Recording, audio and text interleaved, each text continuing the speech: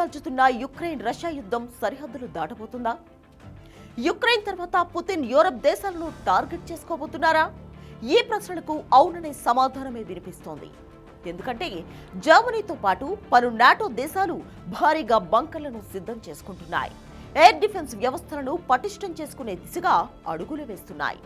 ఆసుపత్రుల్లో పడకలను ఎమర్జెన్సీ చికిత్సకు సిద్ధం చేస్తున్నాయి. నిజంగానే యూరప్ దేశాలు యుద్ధానికి సిద్ధమవుతున్నాయా? యుక్రెయిన్ యుద్ధంలోకి జర్మనీ ఎంట్రీ ఇస్తోందా? యూరప్లో తాజా పరిణామాలు ఎలా ఉన్నాయి? టాప్ స్టోరీలో చూద్దాం.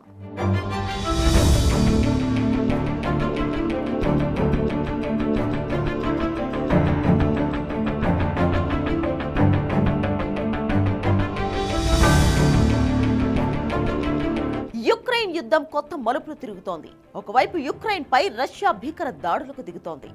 అదే సమయంలో నాటో దేశాలు మాత్రం రక్షణ వ్యవస్థలను పటిష్టం చేసుకునే దిశగా తీవ్ర ప్రయత్నాలు చేస్తున్నాయి. సింపుల్ గా చెప్పాలంటే ప్రపంచ యుద్ధం స్థాయిలో ఏర్పాట్లు సాగుతున్నాయి. యుద్ధం నెక్స్ట్ లెవెల్ కు చేరుతోందన్న భయాందోళనలు యూరప్ ను వెంటాడుతున్నాయి. ఐరోపాలోని అతిపెద్ద ఆర్థిక వ్యవస్థ అయిన జర్మనీ యుద్ధ ఏర్పాట్లలో తలమునకలవుతోంది. పౌరుల రక్షణ విధానాలను బెర్లిన్ వేగవంతం చేస్తోంది. పాత బంకర్లను దులుపుతోంది. మెట్రో టన్నెలను, భూగర్భ గ్యారేజ్లను షెల్టర్లుగా మారుస్తోంది.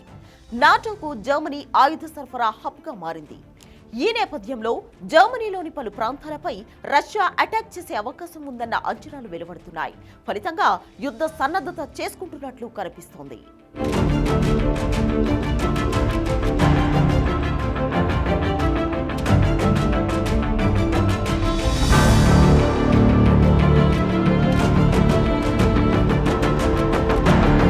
బెర్లిన్ ఇప్పటికే ఆసుపత్రులను కూడా సిద్ధం చేస్తోంది. నిత్యం 1000 మందికి చికిత్స అందించేలా ఏర్పాట్లు చేస్తున్నారు. ఒకవేళ యుద్ధమే వస్తే అత్యవసరంగా చికిత్స అందించాలన్నదే ఈ ఏర్పాట్ల వెనుక ఉన్న ప్లాన్. ఎమర్జెన్సీ అలర్ట్లు, ఎయిర్ రైడ్ సైరన్లు, కంపల్సరీ మిలిటరీ సర్వీస్ చేయాలన్న విధానాలపై ఇప్పుడు జర్మనీలో జోరుగా చర్చ జరుగుతోంది. యూరప్లోనే బలమైన సైన్యాన్ని నిర్మిస్తామని ఇటీవల జర్మనీ ఛాన్సలర్ చెప్పాడు. నిర్బంధ సైనిక సేవను పునరుద్ధరిస్తున్నట్లు జర్మనీ రక్షణ మంత్రి ప్రకటించారు. నిజానికి జర్మనీ ఒక్కటే కాదు, నాటో దేశాలన్నీ గతంలో కంటే అత్యంత వేగంగా ఆయుధ సమీకరణపై ఫోకస్ చేశాయి. 2024 గణాంకాల ప్రకారం ప్రపంచంలోనే మిలిటరీకి ఎక్కువగా నిధులు వెచ్చిస్తున్న దేశాల్లో జర్మనీ 4వ స్థానంలో ఉంది. నాటో సభ్య దేశాలు రక్షణ కోసం ఏటా $150,000 కోట్ల కేటాయిస్తున్నాయి. ఇందులో 1/3 వంతు యూరప్ వాటా ఉంటుంది. పాశ్చాత్య దేశాలు భయాందోళనకి గురవుతున్నాయని రష్యా ఎద్దేవా చేస్తోంది. నాటో దురాక్రమణకు సిద్ధమవుతుందని క్రెమ్లిన్ ఆరోపించింది.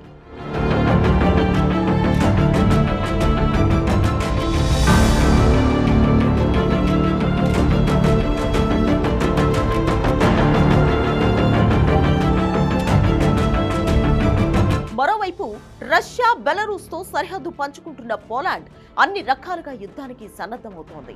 2026లో రక్షణ కోసం ఏకంగా జీడీపీలో 5% కేటాయిస్తోంది.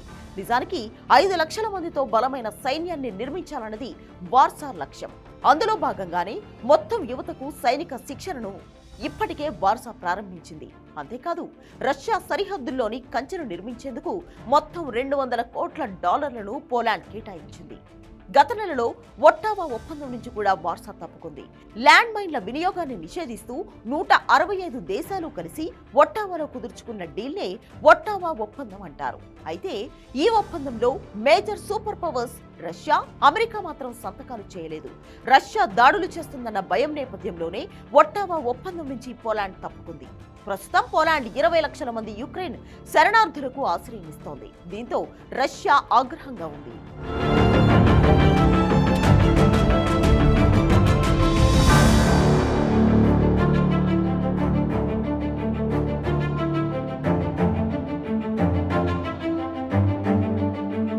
పోలాండ్ తరహాలోనే మరో 3 నాటో దేశాలు కూడా యుద్ధ భయంతో వణుకుతున్నాయి. ఆ 3 దేశాలు లిథువేనియా, లాత్వియా, ఎస్టోనియానే. ఈ నాటో దేశాలు కూడా మందుపాత్రల ఒప్పందం నుంచి తప్పుకున్నాయి. ఎందుకంటే శత్రువులు దండయాత్రను అడ్డుకోవడానికి మందుపాత్రలు అత్యంత కీలకమైనవి.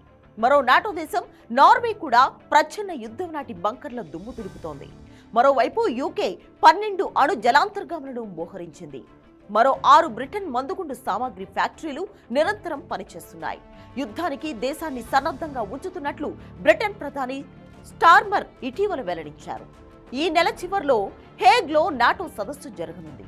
అమెరికా ఆయుధాలపై ఆధారపడకుండా మందుగుండు సామాగ్రి, రక్షణ ఉత్పత్తులను నిర్వహణపై ఒక లక్ష్యాన్ని యూరోపియన్ దేశాలు నిర్ణయించుకున్నట్టు తెలుస్తోంది.